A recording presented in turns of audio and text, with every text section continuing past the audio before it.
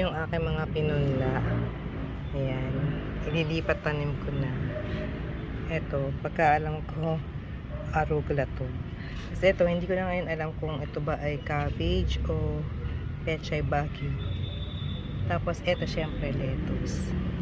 At dito ko nga itatanim itong aking mga pinunla.